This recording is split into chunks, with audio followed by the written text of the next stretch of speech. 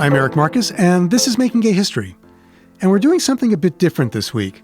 We're bringing you a show we recorded live at the Stonewall Inn in front of an intimate audience of listeners and friends. We wanted to explore some of the themes that have emerged during this Stonewall 50 season on Making Gay History. What made the Stonewall uprising different from previous confrontations with the police? Why has its legend endured? How did it inspire organizers? And how does it continue to inspire activists on the front lines today? Hello, and welcome to the Stonewall Inn.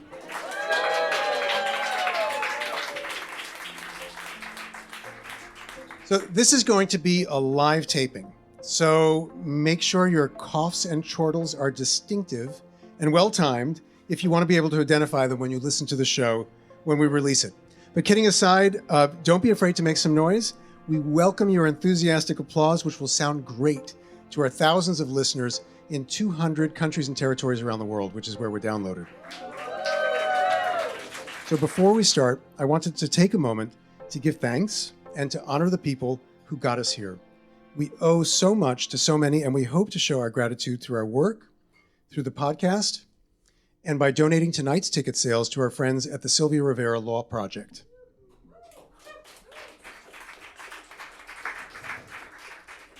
So we're grateful to all the activists who made the world we live in today possible, and we have some fierce and inspiring activists with us here tonight. We'll be bringing 4 of them up on stage for a conversation later for part 2 of our program, but I wanted to give them a shout out right now so we can give them a round of appreciative applause. Sir Knight, host of Black Trans TV. Adam Eli from Voices 4. Joyce Hunter, who I first interviewed 30 years ago, co-founder of the Harvey Milk High School.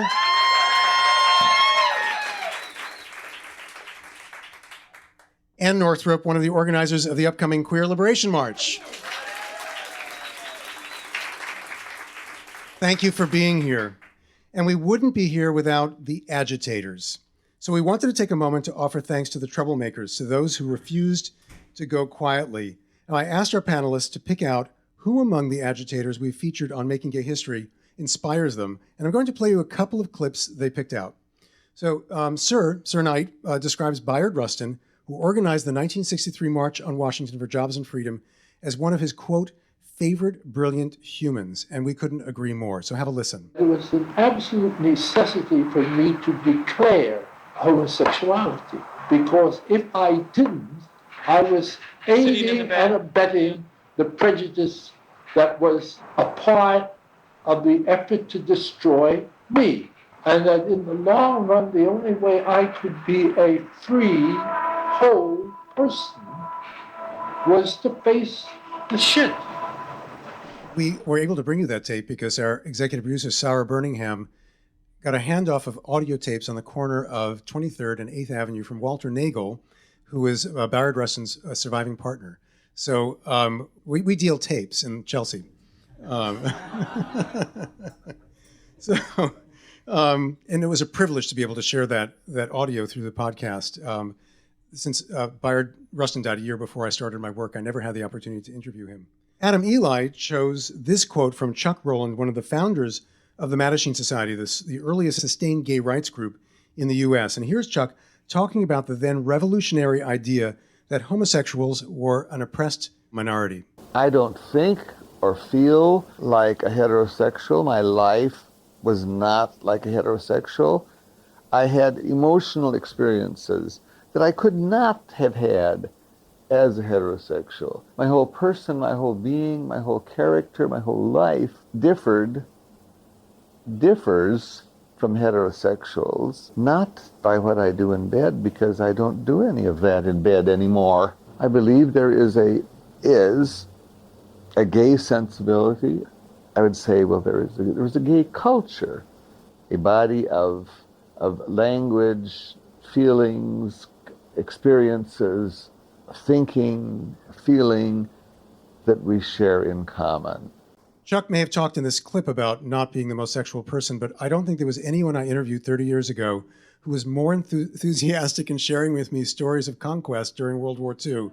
And it wasn't about battles. Most of it is unprintable for high school textbooks. Um, he talked about a pickup on a troop train that was just it was as if he was 18 years old again and loved sharing the story, and I loved hearing it. The next clip from the archive was chosen by me. You're going to hear more from her later, but Joyce Hunter is my hero. She inspires me every day for her grit, for her determination, and her huge heart. One of the things that the movement did for me, it gave me a vehicle to express my anger. What were you angry about? Everything. That I had been denied my life, that I had no adolescence. My childhood was robbed. I always say that when I come back in the next life, I want to come out at 2, and I want to be able to enjoy being who I am. I think we all wish the same, Joyce. Yeah. So we're grateful. We are so grateful to the activists, to the agitators, and we're also grateful to the archivists. I have a very special archivist joining me for the first part of this evening, Dr. Jason Bauman, the Susan and Douglas Dillon Assistant Director for Collection Development and Coordinator of the New York Public Library's LGBT Initiative and editor of the recently published Stonewall Reader. Thank you very much. So, Jason, you and I have had the chance to work together a lot, but I've never gotten to interview you. Never. So I'm very happy to have the chance to do that. Me too. So your focus is the LGBTQ archive, which contains a lot more than just stuff about Stonewall. Why do you think Stonewall gets so much attention, and why the focus on those 6 nights in June of 1969? It's kind of a victim of its own success. I think it seems activists like Michael Brown, Martha Shelley, other people who helped start Gay Liberation Front, Ellen Broidy, Craig Rodwell, and others. There was a purposeful decision to make Stonewall kind of line in the sand in the LGBT political movement. There had been a number of riots across the 1960s before it and demonstrations before it. The moment that happened after Stonewall politically was so different than what had come before with the homophile movement. And I think that just a totally different perspective. So how was it different from before and after? I think afterwards you have this whole new generation of people, many of them much younger, some of them already involved in the homophile movement in the 60s, but dissatisfied with it, wanting to take it further. They are people who sort of came of age in the anti-war movement, in more radical parts of the African-American civil rights movement, and they want to bring all of this energy to bear on gay and lesbian rights activism. And so they just bring this totally different perspective that I think is also about changing society. I don't think it's unfair for homophile era activists that there's an assimilationist tendency there. And with Gay Liberation Front of really trying to transform society altogether. And I think that there's this feeling of liberation that there was nothing like that before, not at that kind of level. It's not just that those 6 days, because if there hadn't been this activist movement to move it forward, that would have just been one of these other riots. Gay Liberation Front was an organization formed almost while the unrest was ongoing. How would you compare an organization like the Gay Liberation Front to the Mattachine Society of New York, which Dick Leitch ran? And it was in existence, and they organized the first meetings with the Daughters of Bilitis, which was founded in 1955, Mattachine in 1950. They organized right after the uprising. How was the Mattachine Society of New York different from GLF, from Gay Liberation Front? I mean, I think in some ways, Mattachine was less ideological. It's really just about these certain laws that they want to change, about these freedoms, about civil liberties.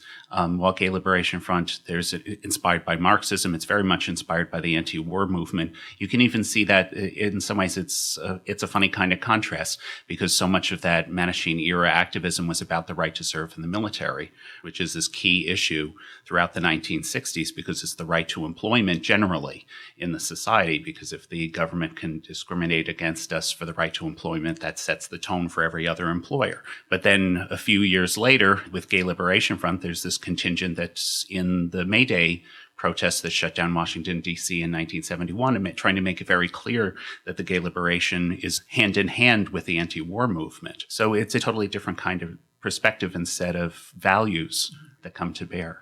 I think so many people think that the first time the issue of the military came up was in the 1970s, when in fact that was an issue already for the early homophile rights groups in the 1950s and 60s. Yeah, I always point people to there's this beautiful little picture, 1964.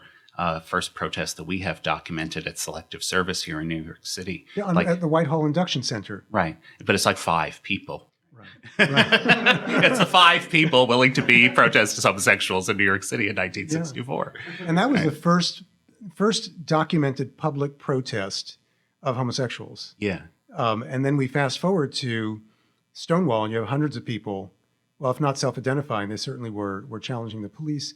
And then a year later, thousands of people in a Pride March, and rallying in Central Park afterwards. Yeah, I always point people to those 2 pictures. Like, I show them the 64 one, and then I show them the gay be inhabiting in Central Park. That's the sea change that happens before and after Stonewall. You said it's a gay be-in? Yeah, the gay be-in happening. Can you explain what a be-in is? So and not that's having B-E-I-N, right? Right, be-in, because there was a human be-in that was in 67 or so, a few years before in Central Park. There was this sort of grand hippie countercultural happening, a sort of gathering of people with music and. So is it fair to characterize Stonewall then as because I'm always saying it wasn't the birth of the gay rights movement or the LGBTQ movement, but it was apparently the birth of something. So can we say that it was the birth of gay liberation? I think it's very fair to say it's the birth of gay liberation. And I think people from Gay Liberation Front will say that. So it was a different phase of the movement. Yeah. But much bigger. There was a national conference in 1966 in Kansas City, and as Frank Kameny said, one of the early activists, they chose Kansas City because it was inconvenient for everybody. I think there were 20 organizations that were represented at that conference. Right. And when I suggested to Frank that there were a dozen or a few dozen activists, or however many activists, he said, a few dozen? He said, there were a few. You could count them on one hand. And we went from that period where there were maybe hundreds of activists to thousands of activists in the aftermath. So the riots were explosive and messy, and so was some of the activism in the year or so after. Can you give us a laundry list of some of the organizations that came into being? Yeah, so first you have Mattachine Action Committee that sort of emerges right out of Mattachine, and these younger people who join, Michael Brown and Martha Shelley and others, splits off and starts Gay Liberation Front quite quickly. And out of Gay Liberation Front, you then have Gay Activists Alliance, which is a combination of these people who come into the movement with Gay Liberation Front, and also older activists who had been in the homophile movement, like Kayla Husen and Barbara Giddings. And then also out of Gay Liberation Front, you have Radical Lesbians, the Lavender Menace first, and then becomes the Radical Lesbians later that year after Stonewall. Then also you have a Third World Gay Revolution movement that comes out of Gay Liberation Front.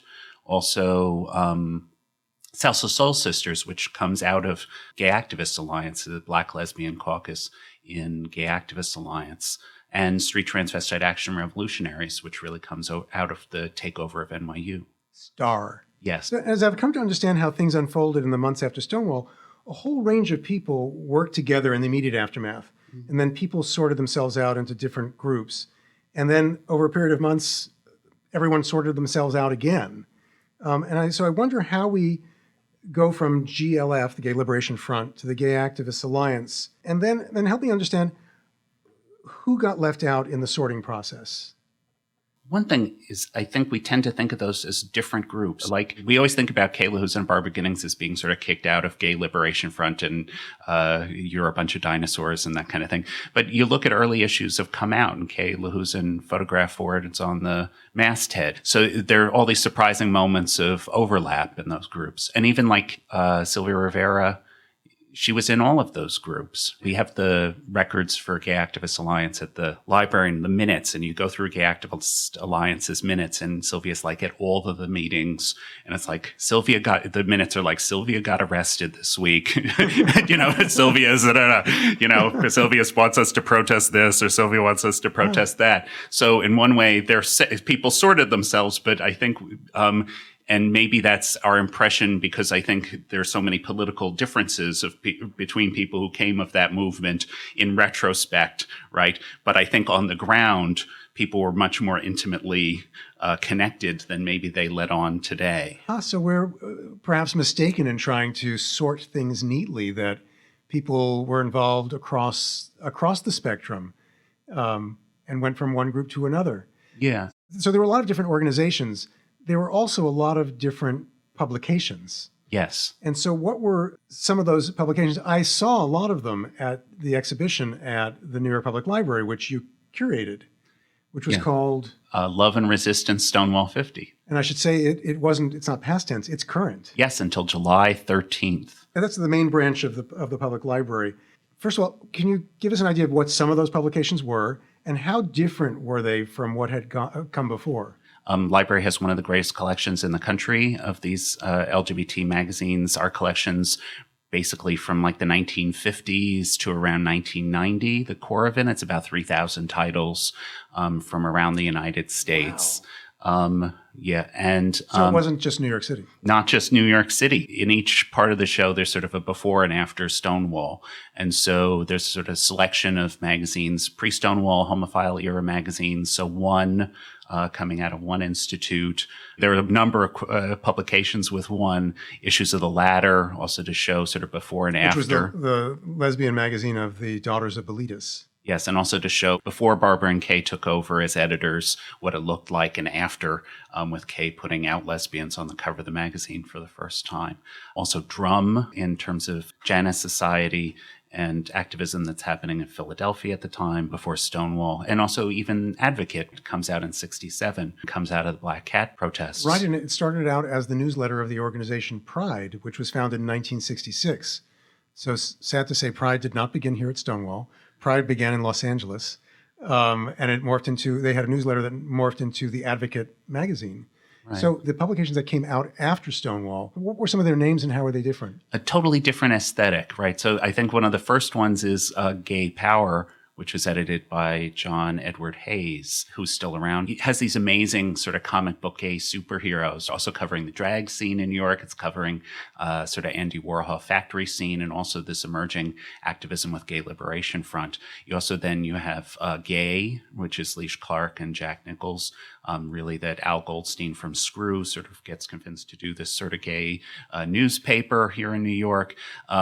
A favorite one that I think nobody ever talks about, but I always point people to, is Queens Quarterly, which is not published in Queens. Not published. It was for Queens, right? At first, and actually, the first issue comes out in the spring. It's before Stonewall, and it has this very sort of hippie gay flower child kind of cover. And the first issue is Queens Quarterly, and then later it becomes QQ. For gay guys with no hang-ups. And they must have only had one or two subscribers. No, I think it was huge because it went on into the 70s, and it's kind of almost like this kind of gay Esquire sort of lifestyle magazine with like decorating your house, about cruising, avoiding STDs. It was like, it's a fun magazine, and nobody really talks about it. Then also, favorite is Drag or Drag Queens. There was Lee Brewster, who I always try to bring up because I think it's somebody nobody remembers, Lee Brewster. And Lee was in Mattachine in the 1960s and organized all of the parties, it seems, for Mattachine, and also did annual trips to New Orleans for gay men and drag queens to enjoy Mardi Gras. So, and then later owned the store Lee's Mardi Gras, which was like the great drag emporium for years and years in New York. But around 1970, starts this magazine, Drag Queens, whose mission statement is to fight for the right of everyone to cross-dress regardless of their sexual orientation, and which I think is the most amazing mission statement and masthead ever of any magazine. And was fighting all of these. There are all these laws, or there's these interpretations of laws that are used to arrest people for cross-dressing in New York in 1960s, early 70s. Right. So Lee was really instrumental in fighting those laws and oppression by the police for transgender people, gender non-conforming people. I think Lee is just this amazing person, and really doesn't get enough credit. You also edited the Stonewall Reader, which has recently been published. What is the book? And then if you tell us what people could take away from it. So it's an anthology of memoirs and interviews before, during, and after Stonewall. And so the first section before is both to give a sense of this activism from the homophile era, also just what did it feel like to be gay, lesbian, or transgender in the United States in the 1960s. So there's both sort of interviews with Barbara Giddings. There's also like pieces from Transvestia that Virginia Prince edited, and actually her How and Why of Virginia, her own autobiography. And then like John Recchi sort of being cruised at the library by one of the staff trying to pick him up, which is a favorite piece that I got to put in the book. At the New York Public Library Yes. on Fifth Avenue? Yes, at the New York What a Public. shock. Yes, exactly. My great illustrious predecessors cruising the patrons of the library. And then the middle section is all people's memoirs of being at Stonewall. So it's the reporting from The Voice.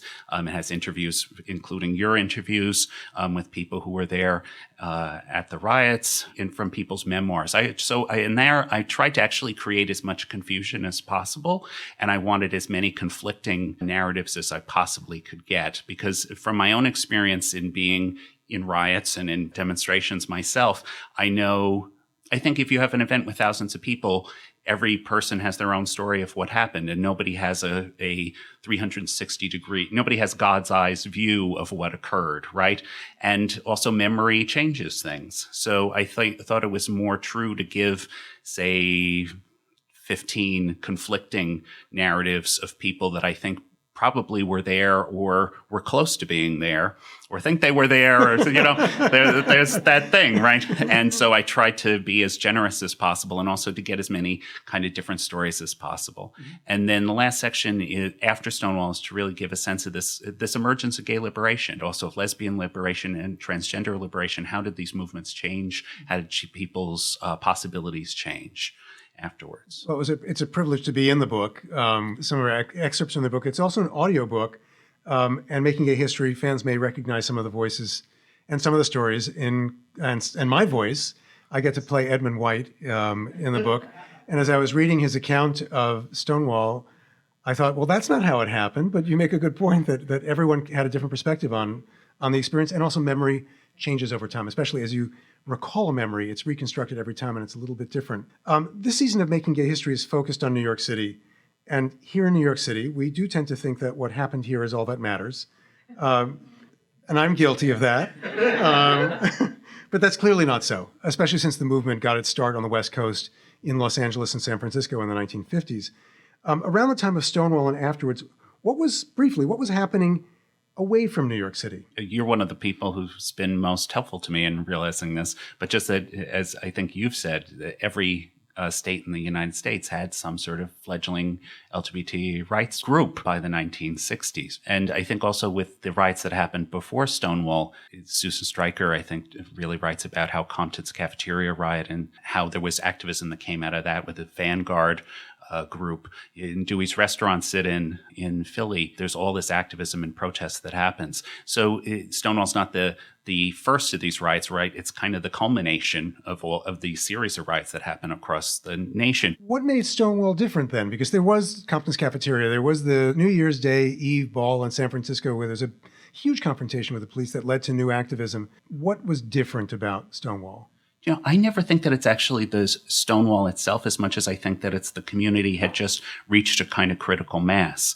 I really just think the community had reached a kind of level of maturity, a size, a range of political opinions, a number of people who were inspired to, and even the kind of the marches that happened in the mid 60s to do direct action, right? You had this activist community that was eager to do confrontational demonstrations, picketing, and then you had this younger generation of queer people who had wanted to bring this to another level. So I think it had reached this pitch. People tend to think about Stonewall as about the people who were in the bar, when it seems it's really much more about the people who were on the street outside of the bar. That community of queer and gender nonconforming people who were living in the village, many of them homeless. There was this size of this community that was here in the village that could really fight back and could be pulled into this activism and bring this to this other level. So Jason, I want to thank you for being so supportive of the podcast. We bother you all the time. You house our archive. You digitized the collection. And we're so grateful to you for that. And thank you so much for your work. But thanks so much for being here tonight. My pleasure. And I'm just one of many people at New York Public Library doing this work. So I just have a host of colleagues who are also behind all of this. Thank you, Jason. We'll be back in just a moment with a really touching intergenerational conversation between some incredible activists. I learned so much during that conversation, and maybe you will too. But first, we're going to sneak into the audience. Producers Mo Laborde and Will Coley were roving the Stonewall Inn with their microphones, primed to record the voices of Making Gay History listeners for this very special anniversary. What does Stonewall mean to you? We're getting ready to celebrate World Pride because of what happened here 50 years ago. So what does it mean to you in your life, what happened here? What Stonewall means to me? Sure. To me, Stonewall means, an end to shame, right? For decades, we were told that we were sick or we were wrong or we should change ourselves.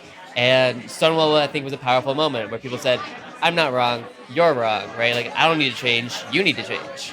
And it's 50 years, I think we've seen that did change. So I used to live in Berlin, in Germany. Over there, they call Pride Christopher Street Day. The fact that somebody would celebrate specifically this street where we are standing today in so many parts of the world says volumes. To me, Stonewall is mostly about the multiplicity of LGBT experience because no one remembers it the same. Many of the facts cannot be perfectly corroborated, and I think there's like a beauty and an illustrative point about what happens when we start to write our own narratives that they might not always line up. I was sitting there and thinking, I have a really good life. It's not something that I think about all the time, but I'm here and my life is the way it is because of the work that, folks before me did. And I'm really thankful, and I don't think I get a chance to be thankful very much. I mean, as a movement, I can't even begin to, describe that sort of experience. It seems, too bigger than me, so. What does Stonewall mean to you? It means a lot of people putting their life on the line and doing a lot of hard work, so we didn't have to. Stonewall, to me, represents a place where a beacon of hope for people that didn't have much hope. And I believe it continues to represent that for the world. If I'm still scared of being gay in public sometimes, and I can't even imagine how the people felt at Stonewall, so I just feel immensely lucky. And we're back. This is a very special live taping of Making Gay History upstairs at the Stonewall Inn. And I first want to talk a little bit about language, and that's going to include a very quick bit of Making Gay History backstory, or Making Gay History, if you will. So this is about how Making Gay History got its name. I wrote a book 30 years ago, which we called Making History. The publisher, and I blame the publisher, I don't think I was that nervous. The publisher was nervous about using the word gay in the title of the book. There was concern that the sales force would be uncomfortable selling the book, and that bookstores would be uncomfortable about having the book face out on a shelf. It was published in 1992. It's a long time ago. Not that long. No, well. Really? So, oh no, this is going to be a challenging panel. They're already restless. Nothing like having 4 activists on a panel with you. So there was anxiety about using the word gay in the title, so we used lesbian and gay in the subtitle. 10 years later, the second edition was published, and by then nobody cared. So we called it Making Gay History. And when we just started the podcast, it's not like we thought a lot about what we were going to call it, because it didn't start out as a podcast. It started out as an educational project. We were going to be providing short clips of my archival audio for our friends at History Unerased. It's unerased.org. It's an educational organization. And they thought it would be great to have our audio anchor their curricula, some of which are now available online. But when Sarah Birmingham, Making Gay History's executive producer, who is in the room monitoring the computer back there, when Sarah said when she got down to about 12, 14 minutes, it sounded like a podcast. And we had to have something out by October of 3 years ago, because the grant required that we have something out during LGBTQ History Month. So we decided, well, what are we going to call it? Well, we'll just call it what the book was, Making Gay History. So that's how it got its name.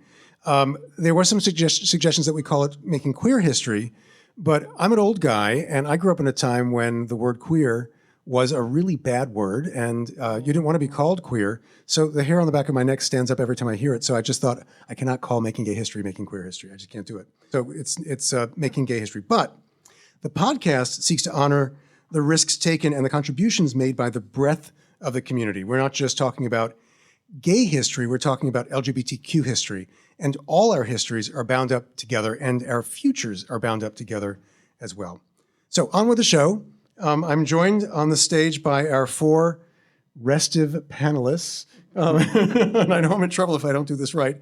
And I'm going to ask them to very briefly introduce themselves one by one. So let's start with our seasoned activists, Joyce Hunter and then Ann Northrup. My name is Joyce Hunter. I co-founded the Harvey Milk High School after years of being an activist, because I do remember not being at the Stonewall. And I was also the co-coordinator of the first March on Washington for Lesbian and Gay Rights. In 1979. In 1979, October 14th, 1979. Ann? I'm Ann Northrup. I was a mainstream journalist. I got fed up. I quit. I went to work with Joyce at the Hetrick Martin Institute and got back out in the streets with ACT UP, got arrested a lot, and now I co-host a TV show called Gay USA, a weekly news show. I'm back to combining activism and news. And I might add that you are one of the organizers of the Queer Liberation March. Yes.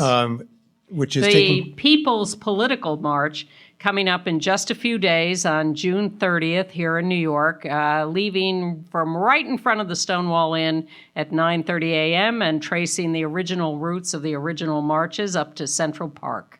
And I will be there along with you. Excellent. I'll see you there. And now the younger generation, Sir Knight and then Adam Eli.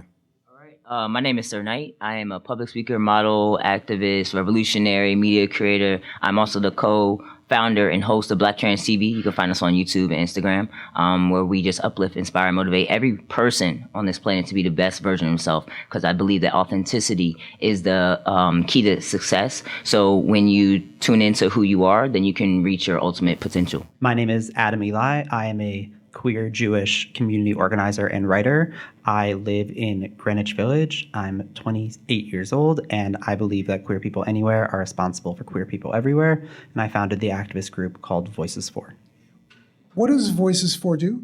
Voices For is a direct action activist group that advocates for queer liberation all over the world. And so our message is, if you mess with the one queer, you mess with us all.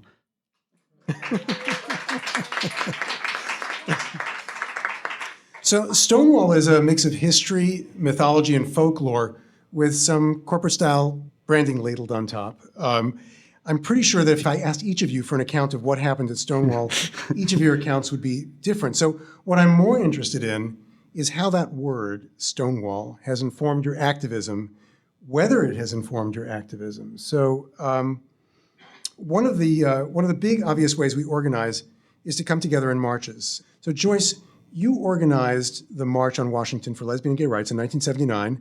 The march took place 10 years after Stonewall.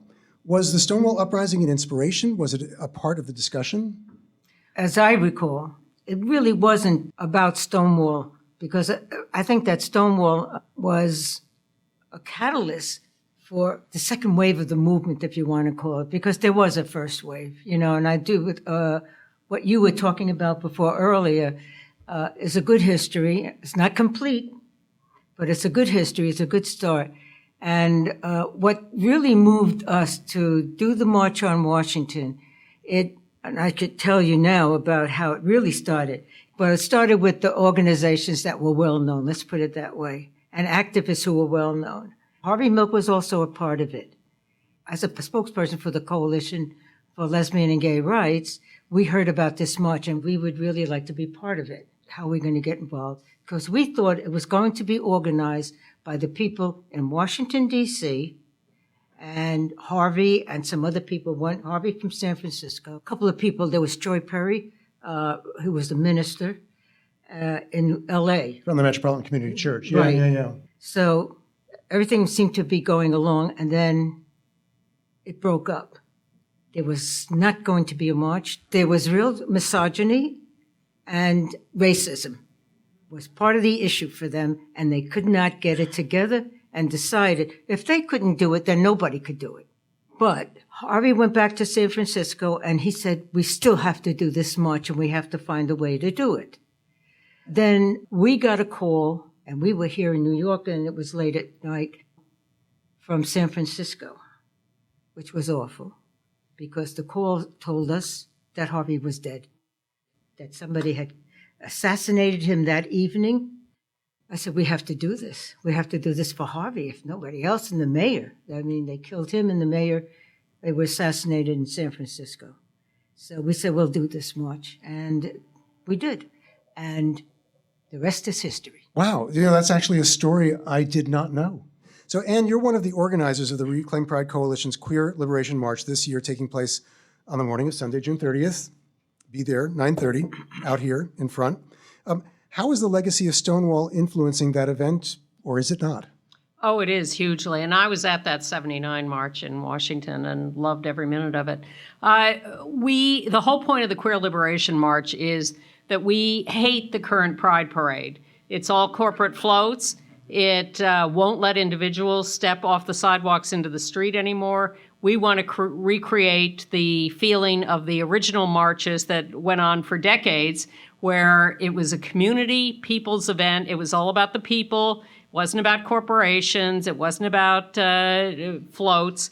And ours will be a non-hierarchical, political protest, celebration, angry, joyful, radical fairies, very glittery, everybody in the street doing exactly what they want to do, freedom, very few barricades or police, and we can't wait. And that's the spirit of Stonewall.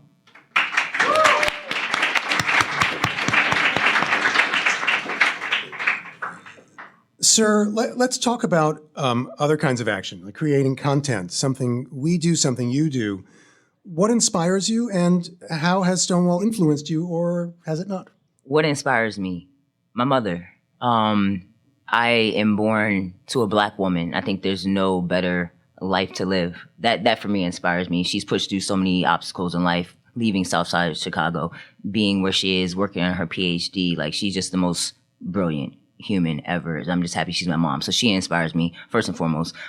Stonewall, I'm influenced by the trans, the queer, the gender nonconforming folks that said, you know what, we're going to just push back. We're going to do what we have to do because we deserve our voices to be heard. We deserve freedom, respect, and equality. So I think about our ancestors, right? Collectively for the community. Every time that I'm doing anything, I'm speaking, it's not about me. This is bigger than me. You know, just this week, 3 Black trans women were murdered, right? Malaysia, Booker was, and I know there's 3, but I'm mentioning her because just a month ago, she was viral, right, for getting attacked. And then no one protected her. There were no safety measures in place to actually protect her humanity, right? I think about Marsha P. Johnson and how we still don't know what happened to her. You know, as a trans man, and I don't identify that way, but politically, that's what people see me as, and that's how they identify me, right? I identify as a man, period. That is who I am. But politically, I am a man of trans experience, and a lot of people just use the word in terminology trans man. I'm not seen.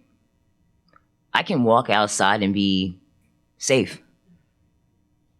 So everything that I do is not about me. You know, I'm just utilizing my privilege in order to make and create effective change for everybody else. So that's it, yeah. Adam, you're active in a number of groups, Gays Against Guns and Voices For. You march, but you also use social media to get your message out. How does Stonewall inform that, or does it? And how do you think about activism in the age of Instagram? So I'm inspired by Stonewall because Stonewall is an active reminder that when it comes to activism, especially direct action activism, that there are no rules. We live in a world where Donald Trump is president of the United States. If that can happen, literally anything can happen. And so Stonewall was a violent riot about police brutality fueled by gender nonconforming people and people of color. I cannot imagine that the people that owned Saks Fifth Avenue in 1969 were running down to the village to hand out provisions, etc. And now, we see like Stonewall riot, like in the windows of Saks, Yes. And so it's a reminder that history has such a unique perspective. So if there's a bunch of people telling you like to stop doing what you're doing, it doesn't mean you have to, and it doesn't mean that you're wrong. And so Stonewall is a forever reminder that rules are meant to be broken. When it comes to using social media, I'm actually really, really excited, and I'm really, really honored to be sitting next to Anne, because Anne has been a huge inspiration to me, which I just told her. Oh, shucks. I am a student of Gays Against Guns. Gays Against Guns was a student of Rise and Resist and ACT UP before that. I went to the first Gays Against Guns meeting ever. I saw Anne there. I quickly became the social media manager, and some of the things I use are the same exact tools that Anne. There's footage of Anne teaching that to ACT UP. And one of the things that Anne always says to ACT UP, which is exactly what I say to the kids at Voices For, is you talk through the media. Talk through the media and give them quotable, what do you call them, Anne? Like sound bites? Sound bites. That was what she said. So then you give them sound bites. That way the news can just use a quick sound bite. And I would imagine that a sound bite fits into 180 characters and could be a tweet or could be an Instagram caption. And I also remember you spoke at a Gays Against Guns meeting, and you talked about how if you wanted to really piss someone off in the ACT UP days, you would flood their fax machines just with like stuff, so that way they really got the message. On a loop. And so we can't do that now. But it gave me the idea that we were protesting Budweiser because Budweiser was sponsoring the World Cup, where they had training grounds in Chechnya where there's an active queer genocide taking place, and Pride on the same day. And so we did, hashtag Pride over genocide, and we flooded the same way you did with the faxes, their comment section, and they shut down their Instagram for 10 days during the World Cup, which is their biggest marketing period. And so activism is about communicating a message, and I think social media is a great way to do that. The last thing I want to say is that I know that Diva TV, which was the ACT UP video department, which stood for James Wency and others. And what did Diva TV stand for? It's so good. Damned interfering video activists. Yes, and so they would take camcorders, right, and bring them to protests, and then come home and take those tapes and send them to news organizations and their families to show what it was like on the front row of the AIDS crisis. And can you imagine what they would have done with Instagram Live? Exactly. Yeah. And so when people say, like, can social media make an impact? It's like, I don't know. Can speaking directly to an unlimited number of people make an impact? Yes, I think so. Yep. So I also wanted to talk a bit more about young people. Something that can get lost in the stories about Stonewall is how young so many of the people who were involved were. Sylvia Rivera was 17 at the time of Stonewall, and we forget that. So those queer youth street kids were a key contingent of the Stonewall riots. And young people have fewer rights and resources and are among the most vulnerable in our society. And those risks are multiplied for LGBTQ youth of color. So Making Gay History is producing content for schools now, and it will be used in the cities and states that are now requiring LGBTQ inclusive curricula. We work with, so we're really, really proud of that. So we work with History Unerased, as I mentioned earlier, a nonprofit that works to create safer schools for all students through LGBTQ inclusive education, and we are proud to be a part of that. Which brings me to you, Joyce. You have dedicated so much of your career to helping young LGBTQ people. You were the first employee of what's now known as HMI, but was originally called the Institute for the Protection of Lesbian and Gay Youth. Did Stonewall have any meaning to the young people you worked with? They were too young and they were too busy trying to survive. And it really wasn't about politics for them. It was about surviving, having a place to be safe. And our whole idea was to educate the young people, but to find a place to make them safe. And they worried about, where am I going to sleep tonight and what am I going to eat when I wake up? While they were out on the street and everything, a lot of them used to hang out near the river, the Hudson, on the piers. And it was piers, let me tell you, in those days. It's not as fancy right now. Anyways, to make a long story short, they were already pretty well educated. They read books. A lot of them were into poetry. It was very interesting. I found that they knew more about some English literature than I did. Not that would take much, but it was fascinating to be, and they were just wonderful young people who were having a very difficult time. They were being thrown out of their homes. A young lesbian told me that it was safer to walk the streets than to walk the halls of her high school. So, we had to do something, and there was a lot of them out there wanting to get an education, but afraid to go to school. So that's how you changed the world, by co-founding the the school. Harvard There was Law not High just School. me, but I know there were many others, but Yeah. you were key. Yeah. You had the experience of a kid who grew up without a Yeah, I stable didn't home. graduate from high school. I got a PhD, folks, but I never graduated high school.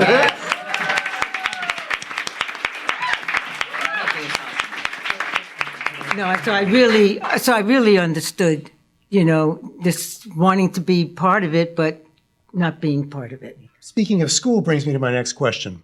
Is I feel confident in speaking for you, Joyce, and for Anne, and actually I speak for myself, in saying that you didn't learn anything about LGBTQ history in school or college. But Sir Knight and Adam Eli, where did you first learn about Stonewall? Was it in school? Have you learned about LGBTQ history? And Sir, why don't we start with you? Where did I learn about LGBTQ history? On my own. I mean, through finding community and learning about names, and just thank God for Google, right? So I Google and I'm going through this hole of information. I'm like, oh wow, and then that person connects to this person and that person. Then I learn about a march or things like that. It's literally Google. That's how I figured everything out. And reading books. I'm really big on research because I think it's very important to know your history so you know where you're going, right? And if I'm really trying to make a change, an effective change in this world, I need to know the past in order to deliver a better future. So literally just Google and reading books is how I've navigated the history of LGBTQ people, and also Stonewall as well. Adam, how about you? In high school, the only time anyone said the word gay was we read a picture of Dorian Gray, which was great, but not really enough. And I think that my vantage point into queer history was definitely through the AIDS crisis. I picked up Angels in America, and I was reading it on like a family trip, and my parents were like, can you put that book down? It keeps making you so sad. And I was like, you don't understand. This is my history. Like, I have to read this. And so through Tony Kushner, I learned about ACT UP, and I think that things sort of branched out from there. It helped that I think the story was set in New York, that there were a lot of other queer Jewish people in it, and also everyone was super hot. And so I think that kept me interested. I mean, those photos and video footage, everyone was beautiful and like leather jackets. And so, yeah. So I learned about gay people and history at the library at Vassar College my freshman year. Cruising? No.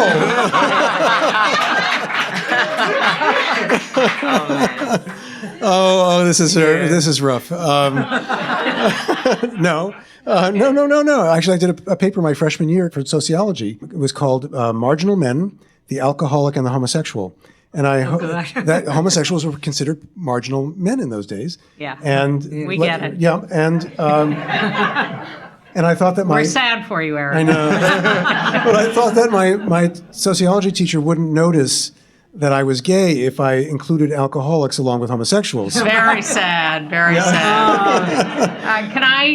Go ahead. Yeah. Well, first of all, I read about Stonewall at the time. I was in college and in Boston doing a summer job, and I read little items in the newspaper contemporaneously. And in fact, I'm older than some of those Stonewall vets are, because they were teenagers and I was already in college. Do the math. But like Sir and Adam, I picked up history when I really entered the community and started to meet people and hear about things. But I have a specific understanding of that because I had worked at Good Morning America and the CBS Morning News, as you did, Eric, and I quit in 1987. And I ended up going to work at the Hedrick Martin Institute to be an AIDS educator. And while Joyce was in the agency taking care of all those kids who were homeless or couldn't tolerate the schools, I was going out to those schools to try to educate the kids and the teachers and guidance counselors to make the schools safer for those same kids. But to do AIDS education, I had to learn about the epidemic. And in 1987, I had been covering the epidemic in mainstream news since 1981, since it had become publicly known. It, of course, had been going on for a while before it became public. And when I entered the community and started to do this education, I realized how little I knew, even though I had been working in the mainstream news media, supposedly covering this. And that's where I learned a lot about the reality of mainstream news and started being able to teach activists how ignorant the mainstream news really was and how, therefore, you could interact with the mainstream news in teaching them, and that what you needed to do was teach them because they really didn't know anything and still don't, as far as I'm concerned.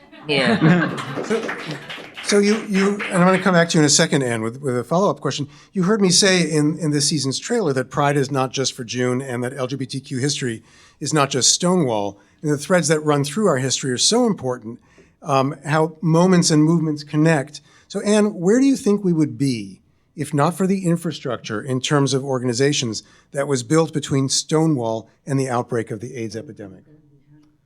I have very mixed feelings about that because I have mixed feelings about those organizations. I am a great, great fan of grassroots activists who take responsibility for taking things on themselves. So have organizations help? Sure, in some ways, but some of them are really just jobs programs for bureaucrats. So I have very mixed feelings. I look at a whole long history that in my lifetime, and it certainly started way before then, but encompassed the Black civil rights movement in the South, the anti-Vietnam War movement, feminism, the LGBTQ movement, the AIDS epidemic, and they're all part of the same thing, and they all use the same techniques, and they all learn from each other, and it is that great line of activists that I look at, some of whom are more trained than we know. Rosa Parks was trained, and there were others who refused to give up their seats before her. It was a planned activist moment, and we don't know things like that, but all of this is a very long stretch of history that I am thrilled and grateful to have stepped into and become a part of. Joyce, you had wanted to follow up on that too. Yeah, I think, and this was my thinking and some of our friends when we heard about, well, we didn't really have a name, it was a gay-related immunodeficiency. GRID. GRID. And, you know, we were all freaking out and we were saying they're going to put us all away. And that included the lesbians because they figured the lesbians were part of the problem of this disease. And I remember thinking, if we don't do something, we are all going to be locked away. And they're going to do what they did in Cuba, was isolate the gay male community is what they did. However, we had, and a lot of people don't talk about this when we talk about gay history, but we really need to talk about the lesbian and gay health movement, which I was a part of. We had the Jan, where are you? You remember the name of it? It was the National Lesbian and Gay Health Foundation. And it started. And Jan is your wife. Well, yes? We both want to have a wife, so I don't call her my wife. You've described her such. I don't want everyone to think that I've used a bad word, but no, it's not a bad word. Well, it's a heterosexual word. We have a few in the audience tonight. I do like straight people. I have a big family. Trust me. But what I'm trying to say, all kidding aside, is that there was a lesbian and gay health movement, and we were not really that publicized. But out of it came the Audre Lorde Clinic. Callan Lorde, yes. Michael Callan. How could I forget Michael? I'm sorry. But I just wanted to say, because that was a hell of a time, and Anne did a lot of wonderful work during. Yes, she did. A real As leader. did thousands and thousands of others. Well, a lot of us did. I wound up being a research scientist working at the HIV Center for Clinical and Behavioral Studies for 29 years. You hear so much around Stonewall 50 about, look how far we've come. But we have such a long way to go. So really? I'm going to ask each of you, what worries keep you up at night? And what keeps you on the front lines fighting? Let's go to Adam first. So I'm only going to medium answer your question. That's and I'm okay, going to yes. say that what keeps me awake and what keeps me fighting and what I'm really, really excited about is that queer people are able to communicate in ways that we've never been able to communicate before. I'm aware and working on things that are taking place in Brazil and Ireland. I was doing that today. And so I believe that, like I said earlier, queer people anywhere are responsible for queer people everywhere, and that queer people are sort of this unique human entity in that, we are already, talk about grassroots, we're already in every single corner of the world. And I think that if we band together in solidarity and show up for each other, we'll be a force like the world has never seen before. And so using the tools of, social media, but also just the internet, I think we have a chance to unify in a way that we never have before. And I think that is so exciting. It takes my breath away. And so that is definitely what I'm going to be trying to focus on during Stonewall 50 and at the Queer Liberation March. Yeah. Sir Knight? This is tough for me just because I feel like it's a duality to this question. So what keeps me up at night is visibility, right? But at the same time, I'm excited because of visibility. And I'll go into that, right? I'm up at night. I don't sleep a lot. I'm always thinking about different things I can create, how I can use my voice to help others, right? But Black trans women are being killed at an alarming rate. It's a national emergency. No one cares. No one's doing anything. People say, oh my God, it's so sad so-and-so died. Why do you have to wait till someone dies in order for you to talk about it, for you to hashtag, for you to post, for you to share it? People that call themselves allies are literally just doing stuff on social media. But when it comes to seeing a Black woman or femme being harassed in the street, it's this assumption that Black women and femmes are warranting this harassment, right? They deserve it in a sense, and that's how people act, right? They're just like, oh, she knows him. Maybe that's a domestic situation. No one's stepping in, no one's intervening until someone dies, until someone's murdered, and that's what keeps me up at night because I'm like, who's doing the work? Who's really helping when it's that moment where it's life or death? I don't even know what white people are doing to help Black trans women survive. Black people in the community aren't doing anything for Black trans people to survive. And then I'm just like, I'm just tired. It's circling in my head, the murders. And then I'm just thinking, is someone that I know going to be murdered? Are they going to be here tomorrow? But then I'm also excited because there are shows like Pose on FX. So people are learning about the narratives of Black trans people, queer people in this world. And that makes me really hopeful and excited. And then I'm creating content for people to learn, especially when it comes to what is a man of trans experience. People don't even know that we exist because every time I tell someone I'm trans, they're like, oh, so you're a woman? And that is okay, that's not where I was going with this, but I thought I was giving a different energy, but you're just so certain that that's the direction because there's a full spectrum of transness. And I think that we need to also respect not just the masculine and the feminine, right? Because with the visibility, it's only feminine out there, but also there's gender nonconforming people who may go by he or she or they, respective pronouns. So I'm hopeful with the visibility that we can grow and move in the right direction.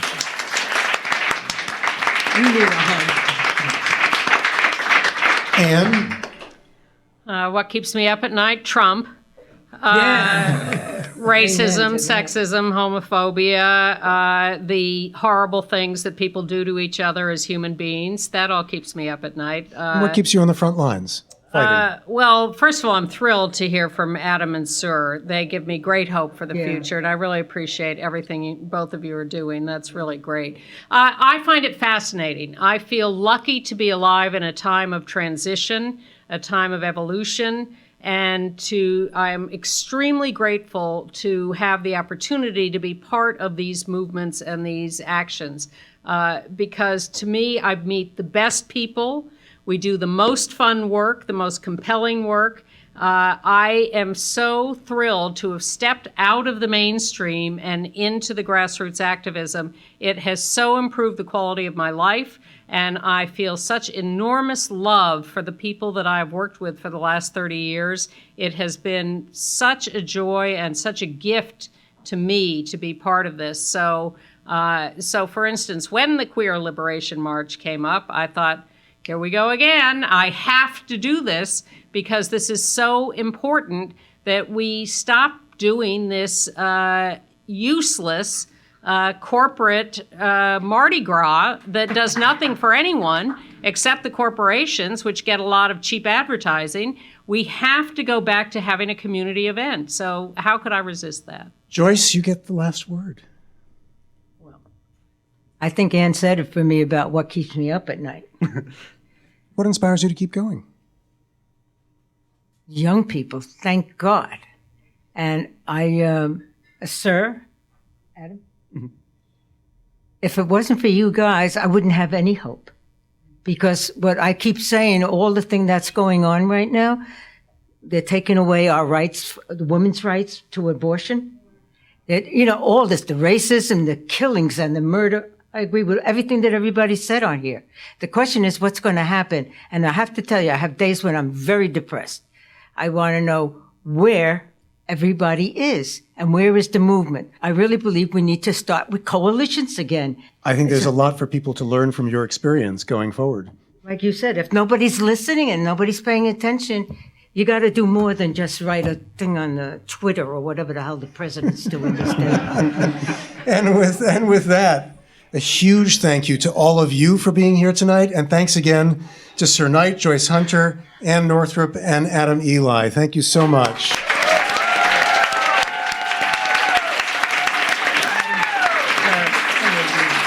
And thanks also to our guest, Jason Bauman, Making Gay History's crew, including Sarah Birmingham, Mo Laborde, Inga Dataya, and Will Coley. And thanks again to the Stonewall Inn for generously hosting tonight's live event. Thank you and good night. Thank you, Stonewall. We had such an amazing evening at the Stonewall, and that's not the end of it. We have a surprise coming up for you. Some special Stonewall minisodes to mark the anniversary with some never-before-heard archival audio.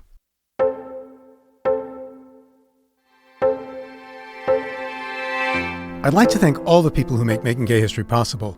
Executive producer Sarah Birmingham, producer Josh Gwynn, assistant producer Mo Laborde, administrative and special projects manager Inga Dataya, live show production and engineering by Robert Auld and Chauncey Dandridge, and mixing by Pran Bandy. Thanks to our photo editor Michael Green and our social media team, Christiana Pena, Nick Porter, and Denio Lorenko. Thanks also to our intrepid researchers Brian Faree and Brian DeShazer. Special thanks to Jenna Weiss-Berman. Our theme music was composed by Fritz Myers. Making Gay History is a co-production of Pineapple Street Media with assistance from the New York Public Library's Manuscripts and Archives Division, the One Archives at the USC Libraries, and the Pacifica Radio Archive. Season 5 of this podcast has been made possible with funding from the Jonathan Logan Family Foundation, the Calamus Foundation, Irwin and Andrew Press, and our listeners, including Michael Longacre. Thank you, Michael. Stay in touch with Making Gay History by signing up for our newsletter at makinggayhistory.com. You can also find us on Facebook, Twitter, Instagram, or you can email us at hello@makinggayhistory.com. We love your letters. Head to our website to find previous episodes, archival photos, full transcripts, and additional information on each of the people and stories we feature. So long, until next time.